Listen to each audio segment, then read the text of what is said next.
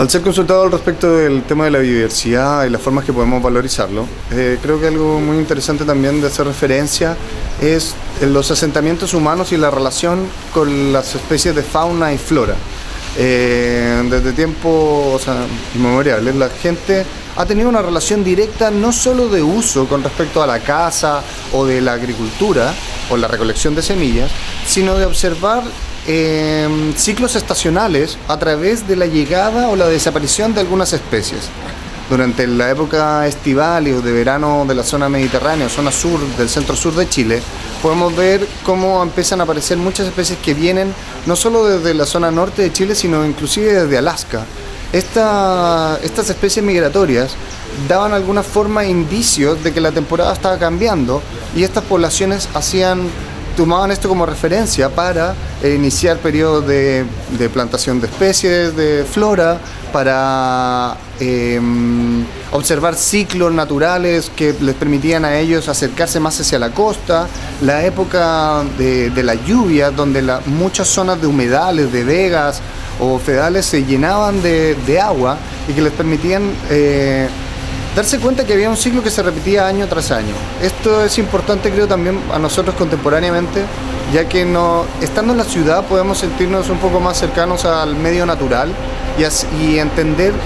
cómo estos ciclos influyen y cómo hay relaciones directas. Hoy en día está muy en boga el tema de las abejas, y sería interesante también que la gente concienciara de que las abejas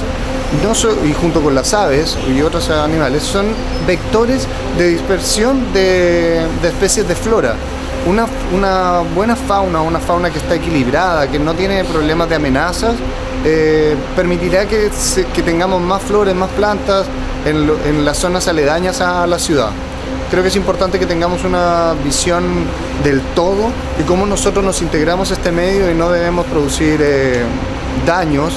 protegiendo especies nativas y tratando de que las especies que nosotros observemos vuelvan cada año a la ventana o a la quebrada cercana a nuestra casa.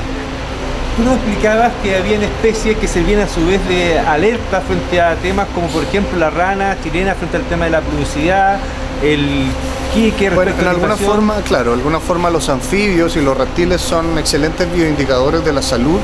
de un lugar, ya que al verse degradado normalmente son los primeros en irse. Son muy sensibles, son animales que viven en dos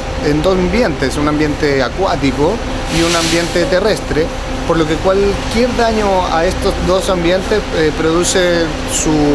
lamentablemente su mortalidad y su desaparición. Es bueno tener presente de que si en un lugar que nosotros estamos acostumbrados a visitar y escuchamos los cantos de las aves o el croar de las ranas, y luego vemos las huellas de especies de mamíferos terrestres, y luego empezamos a ver que disminuye o desaparece alguno, de alguna manera transitoriamente veremos cómo desaparecen el resto de las especies, lo que afecta después consecuentemente a la flora. Es bueno tener de alguna forma los bioindicadores como referencia, de los bioindicadores naturales, me refiero, de especies, como referencia de la salud de un medio completo. Lo que yo hablaba anteriormente, la aparición de especies exóticas introducidas, la zarzamora, que es tremendamente invasiva y dañina, ya que cierra espacios donde ninguna otra especie de flora podría colonizar, y además las características de la zarzamora no dan mucho como de nicho para la generación de nidos de avifauna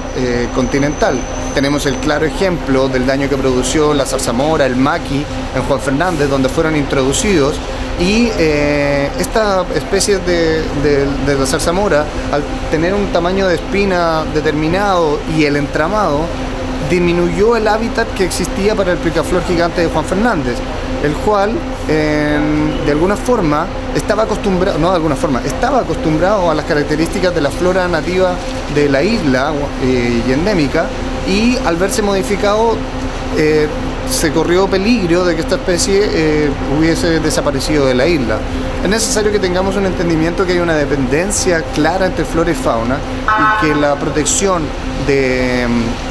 ante especies exóticas no introducidas, el deterioro, fragmentación del hábitat, es necesario para proteger y para mantenernos de alguna forma conectados con el medio natural que rodea las ciudades. Muchas gracias.